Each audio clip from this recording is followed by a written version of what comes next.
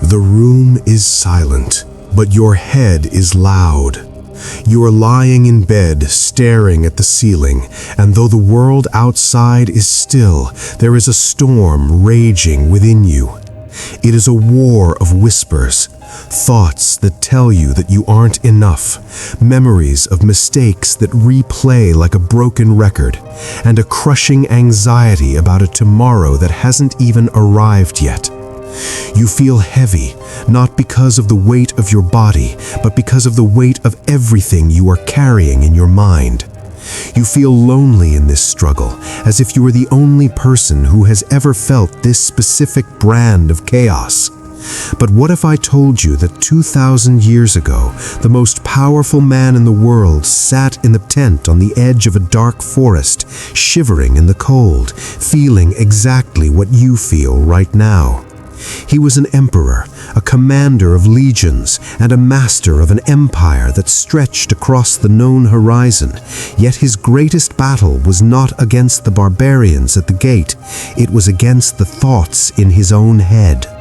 His name was Marcus Aurelius, and he didn't write his famous meditations for an audience or for history. He wrote them for himself, as a survival guide for a soul under fire. He knew that the mind is a kingdom, but it is a kingdom that is easily invaded by fear, anger, and doubt. Today, we are going to walk through those palace gates together. We are going to take the hand of a man who lived a lifetime of pressure and pain, and we are going to learn how he found a stillness so deep that no storm could shake it. This is not about complex theories or dusty academic debates. This is about your life, your breath, and the war you are fighting inside your mind right now.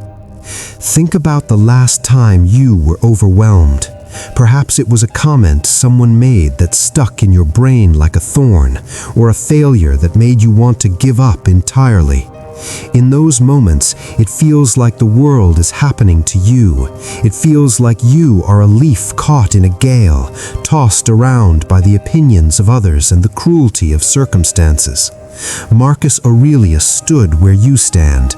He dealt with betrayal from his closest friends, the loss of his children, and a plague that decimated his people. He could have been bitter. He could have been a tyrant. Instead, he looked inward and realized a truth that changes everything. You have power over your mind, not outside events. Realize this, and you will find strength. This is the foundation of the bridge we are building today. Imagine your mind as a vast, clear pool of water. When a stone is thrown into it, a piece of bad news, a harsh word, the water ripples. If you try to stop the ripples by splashing at them with your hands, you only create more chaos. To find clarity, you must simply wait. You must realize that while you cannot stop the stone from being thrown, you do not have to become the ripple. As you move through your day, remember that your time is a disappearing mist.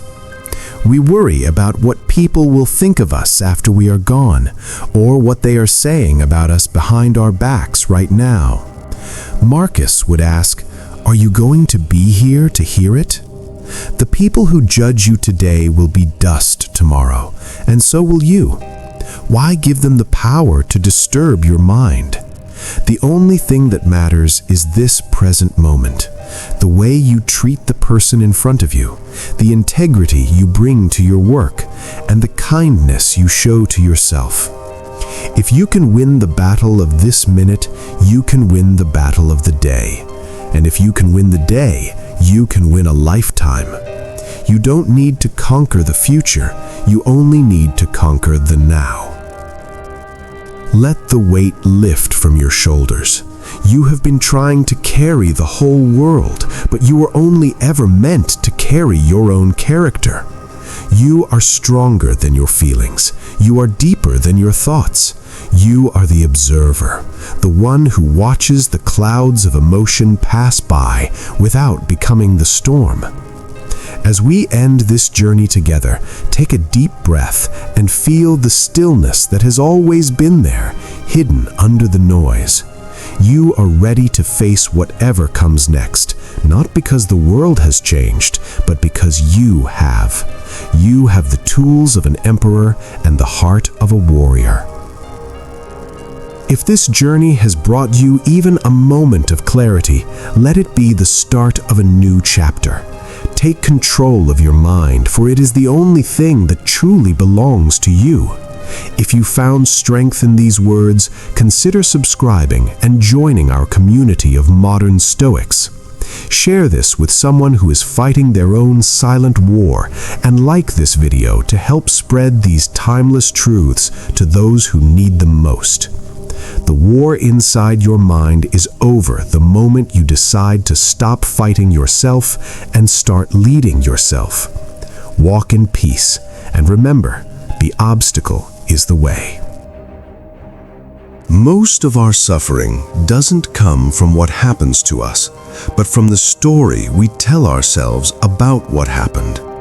When someone ignores your message, the event is simply a screen without text. But your mind writes a script.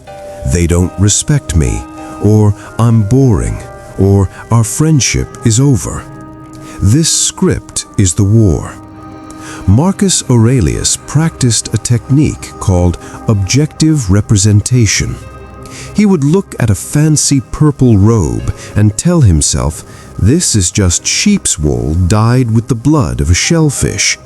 He would look at a gourmet meal and say, this is just a dead bird or a dead fish. He stripped away the drama to see the reality.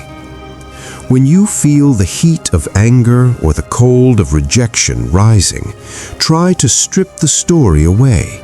See the event for what it is, a set of vibrations in the air, a series of pixels on a screen, a moment in time that has already passed. By refusing to add the story of your own victimhood, you disarm the enemy before the battle even begins. You are not a victim of the world. You are the architect of your reaction to it. We often spend our lives waiting for the right time to be happy. We think, once I get that job, or once I find that partner, or once this problem is solved, I will finally be at peace. But Marcus reminds us that life is not a performance on a stage. It is a wrestling match. It is messy, unpredictable, and often unfair. If you wait for the world to be perfect before you decide to be calm, you will be waiting until your last breath. Inner peace is not a destination you reach. It is a fortress you build inside yourself while the battle is still going on. He believed that everything we need to be happy is already within our reach, contained in the way we choose to perceive our reality. Imagine you are walking through a crowded street and someone bumps into you. You can choose to see it as a personal insult, a sign of a decaying society, and let it ruin your hour. Or you can see it as a simple collision of two bodies in space. Wish the stranger well in your heart and keep walking. In that split second, you have won a victory. You have chosen your own state of mind over the chaos of the environment. Loneliness is another ghost that haunts the modern mind. We are more connected than ever, yet many of us feel profoundly unseen. Marcus Aurelius was surrounded by thousands of people every day, yet he was often alone in his responsibilities and his thoughts. He taught that we are all part of a single organism, like the feet, the hands, and the eyelids working together. When you feel lonely, remember that you are a thread in a massive, ancient tapestry. Your struggle is a human struggle. Your breath is the same breath that has kept kings and beggars alive for millennia. You are never truly alone when you realize that your internal world is a sanctuary you can retreat to at any time. He called this the inner citadel. No matter how loud the world gets, you can always step inside this citadel. You can shut the heavy wooden doors, light a fire, and sit in the silence of your own character. Here, no one can hurt you without your permission. Here, you are the king or queen of your own soul.